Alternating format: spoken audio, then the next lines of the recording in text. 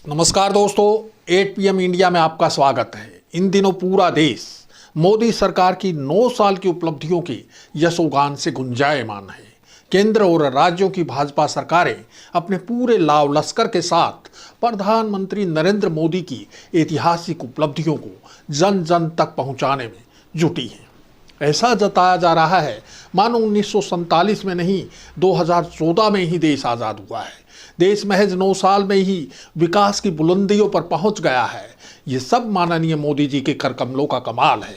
देश में ही नहीं विदेशों में भी मोदी जी का डंका बज रहा है। इससे देश का इकबाल बुलंद हुआ है। हम ब्रिटेन को पीछे धकेलकर दुनिया की 5वीं सबसे बड़ी अर्थव्यवस्था बन गए हैं। आज देश चीन जैसी महाशक्ति को विनिर्माण, विदेशी निवेश और अर्थव्यवस्था की तेज गति के मामलों में ही नहीं, सामरिक और विदेश रणनीति के मोर्चे पर भी चुनौती दे रहा है। ये सब मोदी जी के कुशल नेतृत्व, दृढ़ संकल्प और उनके प्राचीन धार्मिक परंपराओं की स्थापना की बदौलत हो रहा है।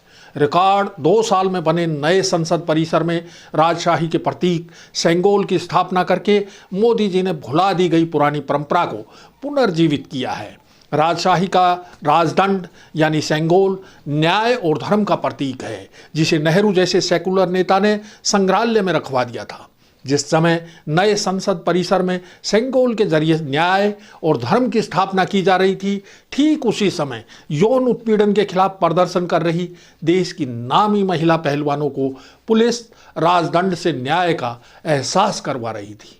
लेकिन कुछ विघ्न संतोषी लोगों को धर्म और न्याय की ये राजशाही प्रक्रिया रास नहीं आ रही।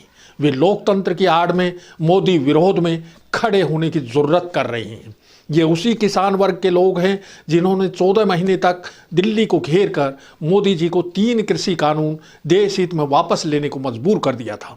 अब ये लोग महिला पहलवानों को समर्थन देने के लिए खाप पंचायतों के नाम पर एकजुट हो रहे हैं। इन भोले लोगों को चीन और पाकिस्तान के एजेंट एक बार फिर बहकाकर देशभक्त, ईमानदार, सच्ची राष्ट्रवादी सरकार ही नहीं, प्रधानमंत्री नरेंद्र मोदी के खिलाफ भड़का रहे हैं। कहीं किसान यूनियन तो कहीं खाप पंचायतें महिला पहलवानों को न्याय दिलवाने के लिए हुंकार भर रही हैं। अब ये लड़ाई केवल महिला पहलवानों और रेसलिंग फेडरेशन ऑफ इंडिया के अध्यक्ष ब्रजभूषण सिंह के बीच नहीं रही। ये लड़ाई अब मोदी विरोध की होती जा रही है। अब भला आप ही सोचिए, देश को बेटी पढ़ाओ बेटी बचाओ का नारा देने वाले आदर्शवादी महान नेता अपनी पहलवान बेटियों के साथ कैसे अन्याय होने दे सकते हैं। यौन उत्पीड़न के आरोपी ब्रजभूषण शरण सिंह के खिलाफ शिकायत के महज 7 दिन के भीतर FIR दर्ज कर ली गई, जो अपने आप में एक रिकॉर्ड है। रिकॉर्ड यह भी है कि पॉक्सो एक्ट के तहत FIR दर्ज होने के करीब 1 महीने बाद भी आरोपी सांसद न केवल खुलेआम घूम रहा है, बल्कि पीड़ितों और सरकार को अप्रत्यक्ष रूप से धमका भी रहा है। अब रॉकेट की गति से दिल्ली पुलिस जांच कर रही है, लेकिन पीड़ित महिला पहलवानों को विश्वास ही नहीं। दूसरी तरफ आरोपी ब्रजभूषण सिंह प्रधानमंत्री के कहने पर इस्तीफा देने की बात कहकर सरकार को ही उलझाने की कोशिश में हैं। इतना ही नहीं, अब तो ब्रजभूषण सिंह ने 5 जून को संत सम्मेलन के नाम पर 11 लाख लोग इकट्ठा करने का ऐलान किया है। इस संत सम्मेलन में सरकार से पॉक्सो एक्ट खत्म करने की मांग की जाएगी। अब सरकार के लिए असमंजस की स्थिति पैदा हो गई है।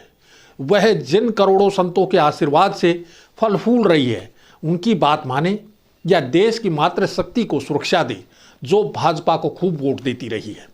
इसका फैसला आने वाला वक्त ही करेगा कि भाजपा अपने किले को बचाने के लिए कानून बदलती है या कानून की बिजलियां किले की ब्रजभूषण सरीखी दीवारों पर गिरने देती है। मोदी सरकार की उपलब्धियों के जश्न में खलल डालने वालों में केवल विरोधी दल, ओलंपिक पदक विजेता, महिला पहलवान, किसान और खाप पंचायतें ही नहीं, इनमें महंगाई, बेरोजगारी, गरीबी और लोकतंत्र की रक्षा की गुहार लगाने वाले भी हैं।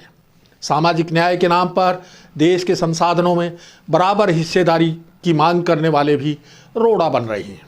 सब जानते हैं कि देश की तरक्की में भला नंगे भूखे लोगों का क्या योगदान हो सकता है।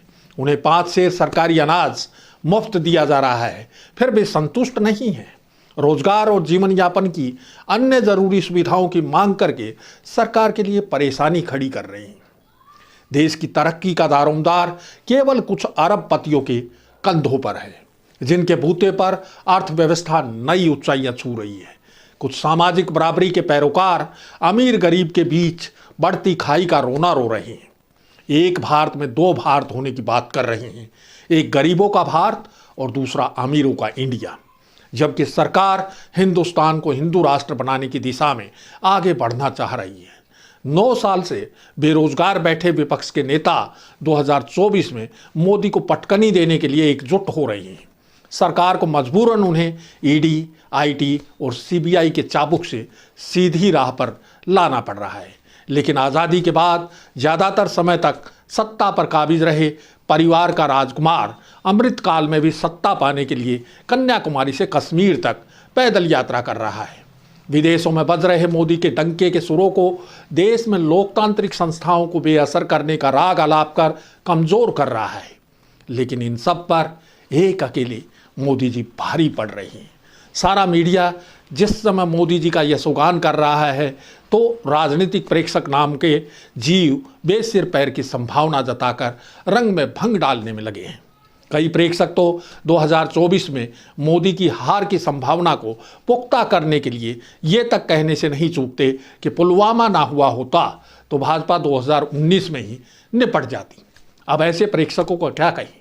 हालांकि ये 100% सही है कि 9 साल की तमाम उपलब्धियों के बावजूद मोदी जी को प्राचीन धार्मिक परंपराओं की स्थापना, हिंदुत्व और राम मंदिर का ही अंतिम सहारा है। अब समय है विदा लेने का। जल्द फिर मिलेंगे नई संभावनाओं के साथ। धन्यवाद।